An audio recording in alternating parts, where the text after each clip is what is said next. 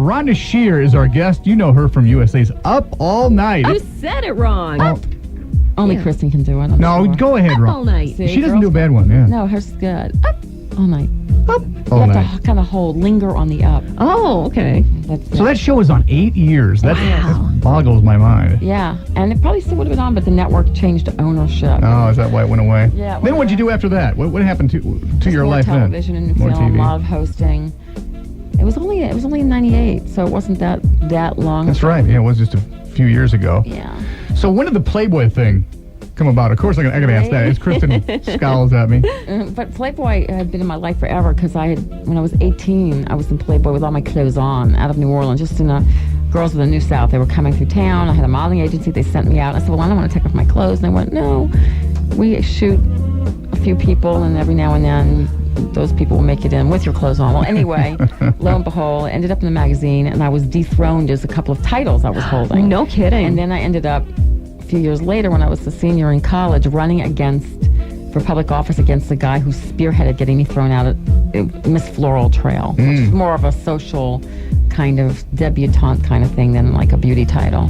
So it was just really weird. So Playboy, I love that story, that the fact that I was totally clothed and still lost a title and then ran for office against the guy. And so they've always just gotten a kick out of the stuff and followed my career through the years. So they've always been good to me. So tell us some scoops about Hugh Hefner. Hugh Hefner, he's a great guy. I mean, let's face it, when he goes, he's a dying breed because he did do it with class. I mean, it is the last magazine I think that's got some, that's really well done, and an honor to be in there, certainly in terms of if you're interviewed for the magazine. Right. But and still, and the women that have done it are pretty amazing in terms of the celebrity. I mean, I did what they call a celebrity shoot, and that was in '93, and it was called Rhonda is Up All Night, and I posed in the magazine in places that were open all night long. It was just the theme of it, very much off the show.